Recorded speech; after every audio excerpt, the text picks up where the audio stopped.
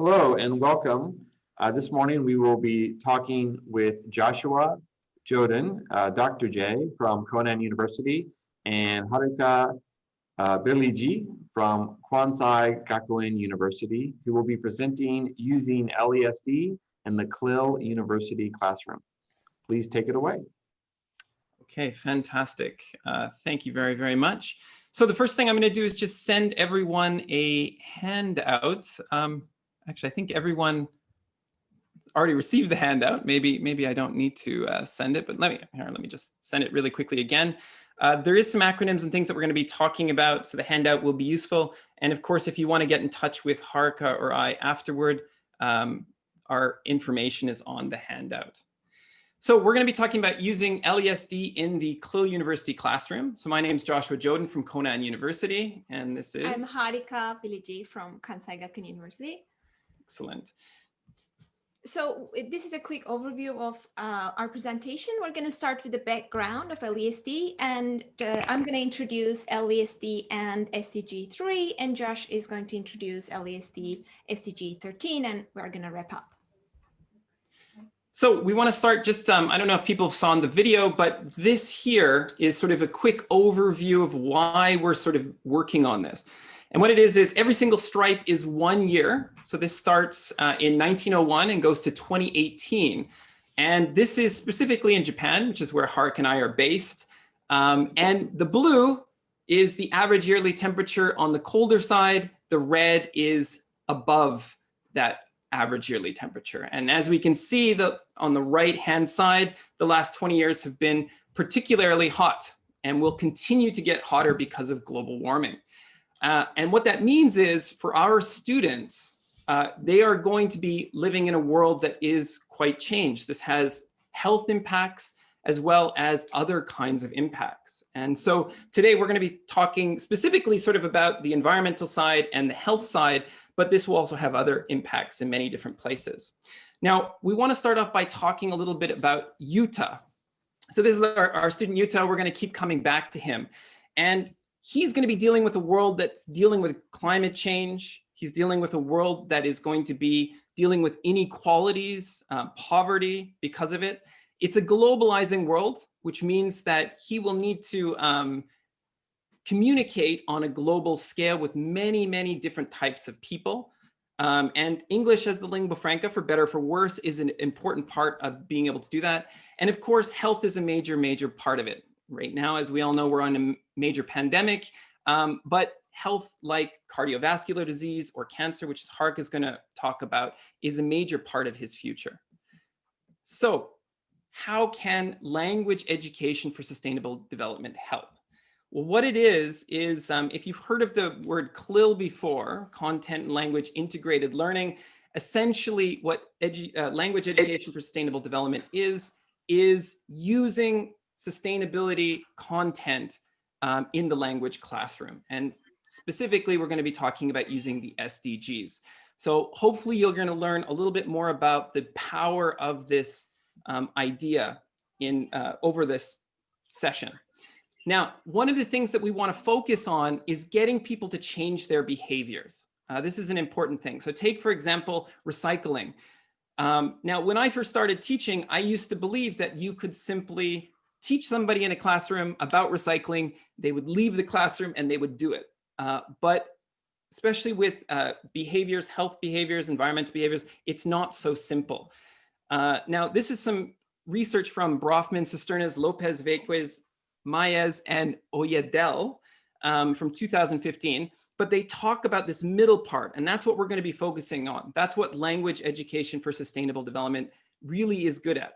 Raising student awareness of the consequences. So consequences of recycling, for example. Who's responsible for that? Is it a personal responsibility to recycle? Is it a city? Is it a society? Personal norming. So being able to actually say that I want to recycle. And then after students or people go through that whole process, then it leads to this behavior change that we want to see. So in the classroom, we really want to challenge students' values, beliefs, and norms around these topics. So here's a group of our students. Through LESD, we're trying to do two important things, lead to this sort of behavior change that is very, very important, as well as make our students proficient language users so that they can express this in global forums, bring their cultural identities to these forums and share. Now, one of the most powerful ways to do this is through the Sustainable Development Goals. If you're located here in Japan, we start seeing these everywhere. There's a Hankyu train close to me that is completely decorated now in the Sustainable Development Goals. These are really useful content. They are some of the most important and challenging issues we face in society. Specifically today, Harika is going to be looking at SDG number 3, which is about good health. And I'm going to be talking about SDG 13 on climate action. So how do we do LESD? There are 5 parts to it. And I like to think about it as SCOPE as a nice acronym. Student-centeredness and critical thinking are very important. And Harika is going to be talking specifically about those 2 and how she integrated those into her coursework. I'm going to be talking about offering feedback and demonstrating and practicing the knowledge that they have. So I'll talk about that in my course, and then educate others, which is something we're not going to hit on today because we just don't have the time, but it's a very important part of this as well. So Harika is going to talk a little bit about her course.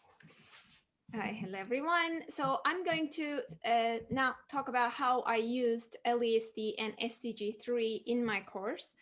And first, let's look at the this SDG, the SDG number 3. The goal is good health and well-being, and it is defined as ensuring healthy lives and promoting well-being for all at all ages. So this is a very wide goal, but at the university context in Japan, this includes mostly university students, and as a developed country, we're going to look at what it involves. So the definition of health, as WHO defines it, is a state of complete physical, mental, social well-being, not merely the absence of disease or infirmity, as most of us tend to think.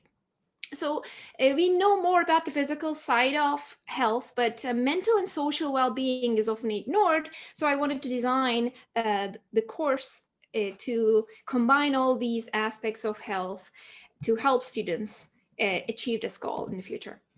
One of the biggest issues, especially in developed countries, as I said, like Japan, is non-communicable diseases called NCDs. Cancer and cardiovascular diseases are #1 killers in Japan. I think cancer and cardiovascular diseases, #1 and 2 causes of death in Japan and in a lot of other developed countries. And it's imposing a big burden on health systems worldwide. It has huge consequences on communities, families, and all. So how can we solve this problem? How can we help with this goal? There is a lot of changes to be made in the social and environmental areas, and policy changes are very important, just like in environmental issues. But those are quite underinvested, and businesses come into play, and it's hard to change behaviors. So individual responsibility and action play a big role. That's why I think helping in our language classroom students to change their behaviors to contribute to this goal is very important. That's why I designed this course first, called Life Skills for Health, Happiness, and Success. This was very important to students, so it's a good way to frame it. Then I realized after doing it a few times that, like Josh said, knowing about health and happiness and strategies and all that is not enough to change behavior. So I started to shift the focus on behavior change, and I learned more about the science of behavior change and how I can help students actually change their behaviors to be able to achieve this goal, help achieve this goal, SDG. The context of where this course took place over Japanese universities, different universities, as a CLIL course. Usually year 2 and 4 students, or their English level was actually a little better than the beginners, the first year students. The content came mainly from science-based research from some courses online, Yale University, Princeton, and Stanford University. The language skills involved, they were 4 skills plus some other sub-skills, of course, and content-related vocabulary. Assessment was heavily based on reflections. We'll talk about that more, and presentations. And I'm going to introduce, as Josh said, how this course was using LESD practices. It was student-centered in the sense that there was a lot of discussions and reflections was actually the biggest part of the course. In terms of critical thinking, students had to analyze, evaluate, and reflect on their beliefs, the current environment, and compare it to what science says. And they synthesize all these ideas to be able to create an action plan for change and then execute it. So what were the lessons learned in terms of the students' lifestyle and how it relates to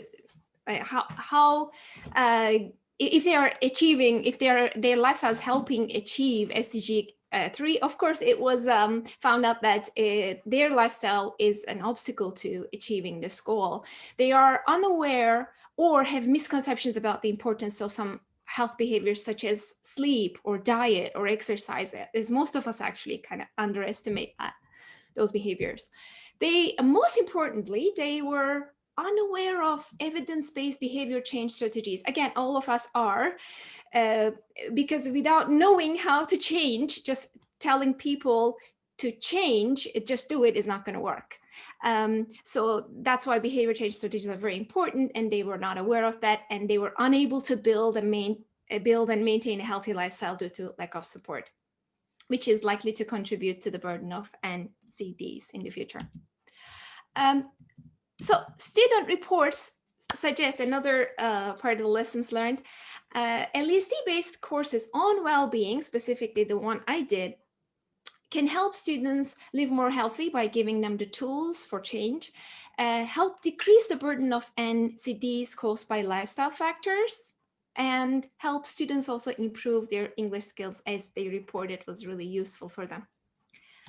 So how is this going to help? LESD based course can help Utah live better and solve the problems in the environment. First, it can give him the awareness of his current beliefs, norms, values, compare them to science and what matters for a better future, and give him the toolbox for change, behavior change, and to be a model of change to people around him, and improve his self-control, and to help break the habits, harmful habits, and finally help him feel less stressed and contribute to solving the problems he will be facing in the future. So that's the end of my section. Josh now is going to talk about SDG number 13. Great. Thank you, everyone. So just a quick reminder, if you do have questions, please feel free to stick them in the chat and we'll try to get them at the end. We'll try to leave a little bit of time. So what is SDG 13? This is really the urgent action to deal with climate change and its impacts. And one of the things about the SDGs that's really nice is there's several different targets, and us as teachers, there is always an education target. So it's a really nice way and a springboard to think about how to integrate this well into our classrooms. Now, I'm going to be talking about specifically about an environmental ethics CLIL course that I taught at a Japanese university. They're intermediate learners, and it was heavily scaffolded for the language so that the students were able to take it on. There was all of the different skills that were sort of integrated into it. So it was an integrated skills course, but presentation was really one of the main focuses because I wanted to get the students to really practice and demonstrate their knowledge. So in terms of offering feedback, students were given lots of opportunities to do self-assessments on their work and self-evaluations. For example, at the beginning of class, they were given a reflection task where they had to reflect on what they believed was part of the environment, their purpose in part of the environment, what they should be doing about the environment. And as we went through the course, I gave them those reflections again at the end, and then they had to use that as a springboard to talk about what they learned. Peer feedback was a part of it. So when the students did presentations, that was taken into consideration. And then, of course, my feedback was important. In terms of practice and demonstrate knowledge, the students were able to choose a research topic on their own. So for example, one of the groups wanted to talk about food waste in Japan.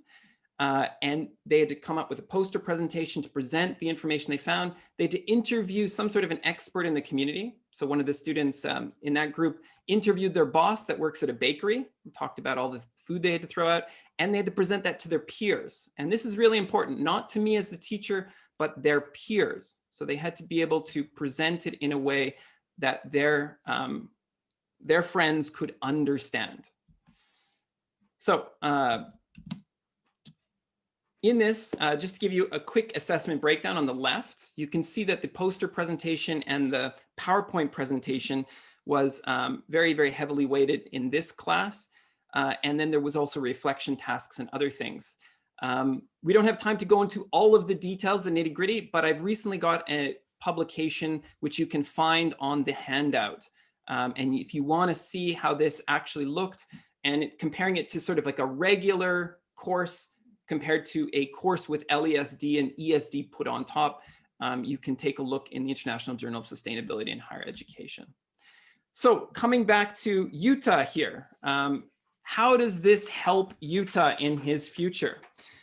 Well, it comes down to a couple of things. LESD will transform his life because he's going to earn a deeper understanding of these topics around climate change and around ethical issues and the solutions for those things, so he can be a change maker in the future. He's obviously gaining presentation skills so that he can present to a wider audience in English. Again, the most international organizations use English as the foundation for that. And so having those intercultural skills, having those presentation skills gives him an opportunity in a wider context to present, as well as the confidence to do that. And then being able to take on feedback, give feedback is a really important part of that process. So let's wrap up here. So we have a little bit of time for questions. Scope is really a practical way to think about integrating LESD. So using the Sustainable Development Goals as the content and then really working hard to integrate these different aspects of scope is very, very important.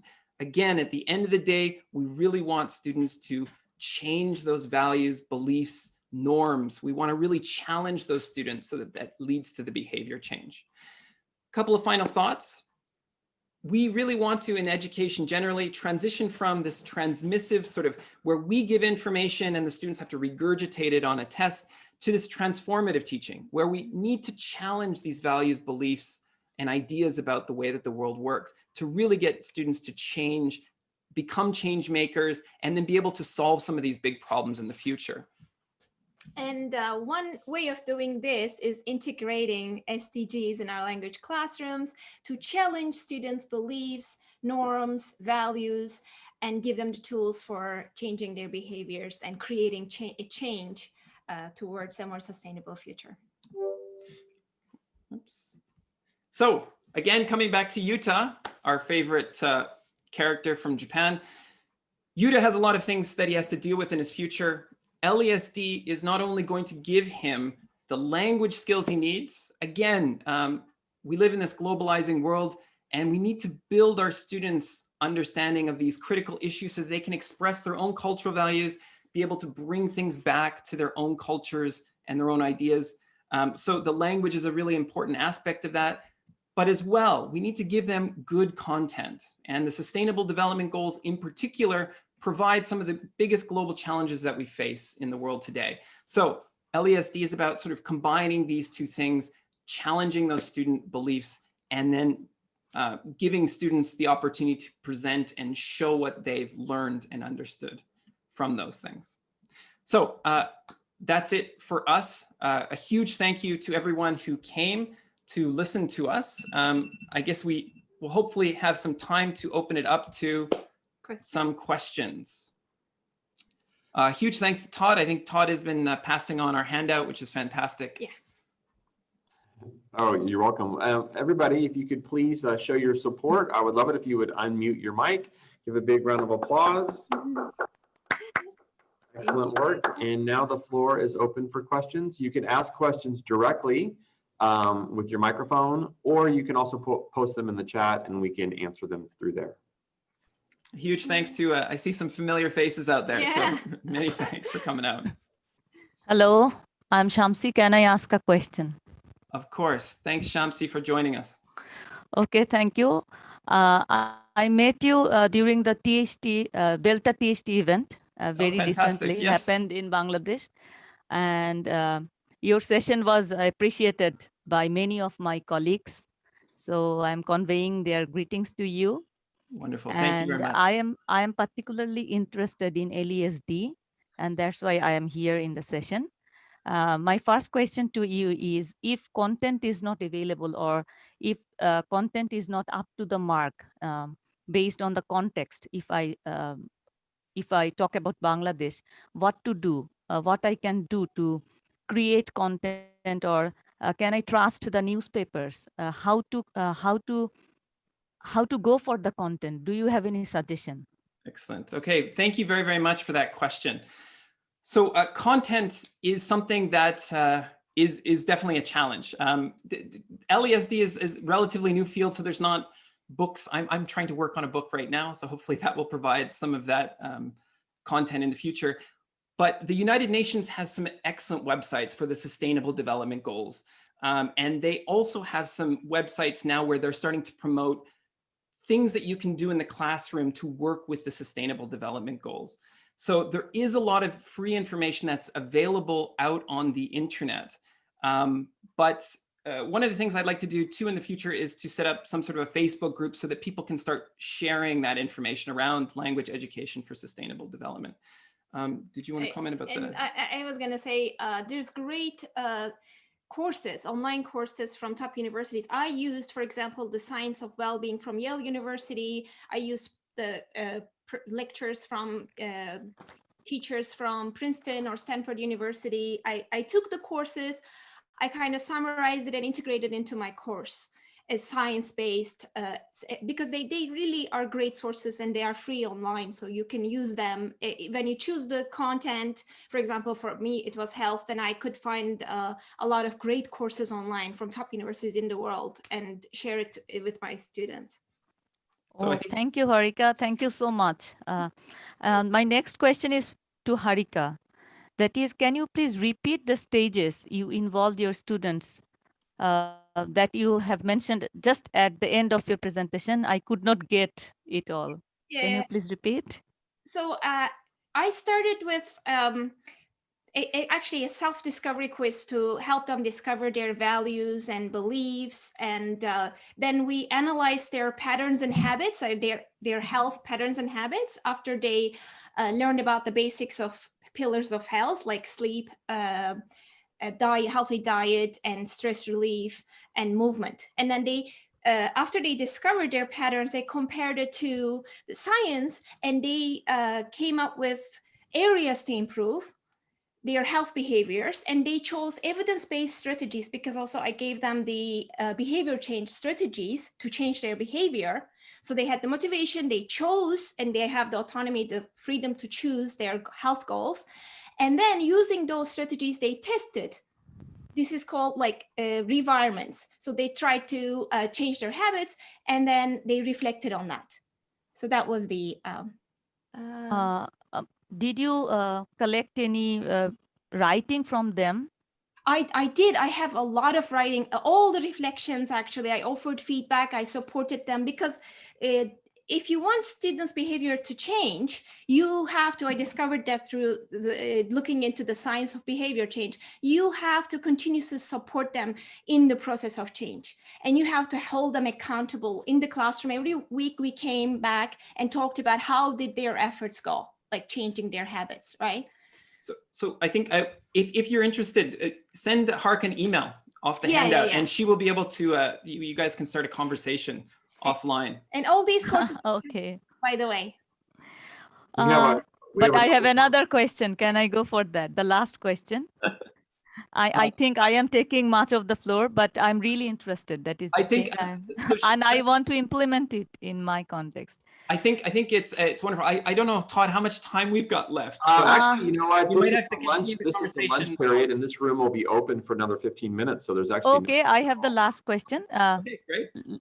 Let's be quick. The last question is, can I have the paper you have recently published and referred to, Dr. Joshua? Absolutely. Send me an email and I will send you that paper for sure. Okay, thank you so much. There is links in that handout. So we've got a Okay. couple of questions waiting in the chat box. One by Brent Jones. He asked, have you gotten any pushback or resistance from students and or college administration? that's great. I should let everybody know Brent's my boss. So Oh, really? Okay. of course, to a certain extent, there has been a little bit of pushback in these things. So one of the things that is useful to think about is CLIL is a commonly used idea where you're bringing in content as well as supporting the language. And we should emphasize that we spend a lot of time talking about the sustainability side, but the language skills are built into these courses. We are scaffolding that information. So I think administrations and colleagues and those types of things, as long as you can show that there is clear learning and language outcomes, right, that fit into sort of language programs, they have no problem with the type of content. And also sustainable development is something that is up and coming. It's very popular right now, especially with the SDGs. And so I think that is quite appealing to many different places. So hopefully that answered the question there, Brent. And Roger's had his hand up for a bit. Roger, you want to ask your question? Yeah. And then I'll ask Hi, Roger. Thanks. Hi, Josh. Hi, Harika. This is not a criticism of what you said in your talk, but I have a question. When I was a teenager at school, I felt a lot of damage was done to my mental health by teachers trying to change my behavior. So when I hear presenters saying, I want to change your behavior, you should be doing this in your room, it terrifies me, not because you two are wrong. I think what you two are saying is making a lot of sense, but other teachers are also trying to change students' behavior. Do you have any thoughts about this? Sure. Well, so that's a really, really important and interesting point. I know when we talk about pushing behavior change, that is a bit uncomfortable. And I felt the same way when I first got into this. One of the things that I think is important to focus on, though, and if I can just show one other slide here really quickly. So on the right-hand side, I did show this sort of VBN model, right? This value belief model.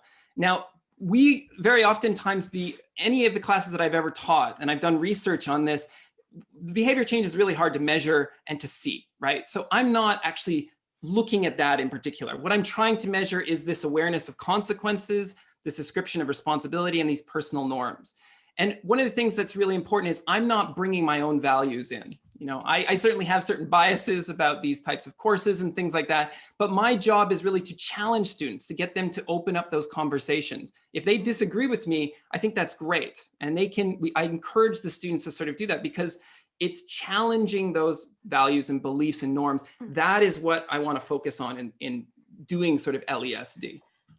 Does that make sense? And does that answer the question? Makes perfect sense. I wish there was the same understanding amongst a lot of other people. That'd be great.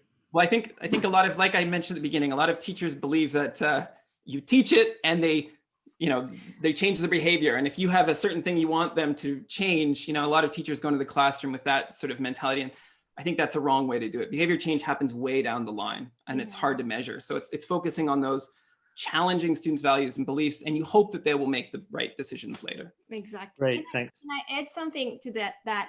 And what I learned from behavior science is actually you cannot change any behaviors unless the person wants to. Like, that's why my students chose what they want to, and I never told them this is better. They had to decide whatever after learning the science. Okay, this is actually not serving me. I want to change that. I think this is a key point. And another thing is, if a lot of teachers want behaviors to change, but they have no idea how to do it, we don't, like, teachers should know about behavioral science to make it easy for them to change. Otherwise, it's forced upon them and it's not going to work. Thanks. We also have a question from Timothy. Timothy, do you want to ask your question? Yeah, you mentioned that you took these courses, Harika, and by the way, thanks, great presentation. Okay, nice shirt, Josh. I want to say, like, you mentioned that you took these courses online. Was this like through Coursera? Because I know Josh mentioned Coursera a lot. But yeah, I was just wondering, is there like an easy way to do this? Because you can get Stanford lectures on YouTube or No, the best. The best way, I think, is using Coursera. When you identify your SDG goal or your area, there's plenty of really good courses there. You can just take the whole course and take your notes to integrate and choose what to integrate into your classes. Yeah, that's great. That's really cool. I know there's several different platforms that offer free courses too online these days. edX is one. There's Coursera. There's so there's a lot of really good material out there, but it's a matter of trying to figure out how to adapt it to our language classrooms. That's a bit more challenging. So this is extra work. I should say that up front. You have to enjoy it. It's not an easy process. There's a lot of things you have to take into consideration when you're doing this well and to do it well. So all those ideas of scope, as well as trying to scaffold in language points, can be a challenge, but it's a worthy challenge. I think it's an important challenge. I know, I don't know if people have to go to other sessions or whatnot, but we're happy to take some more questions. And if not, we can leave it there. All right, well, thank you so much for your presentation. That was wonderful. I will go ahead and stop the recording, but the room will stay open. So if people would like to stay in the room and discuss this further, they can. Again, thank you so much for that great presentation. Thank Fantastic. you very much, everybody. Thanks, everybody, for taking the time today on your Sunday.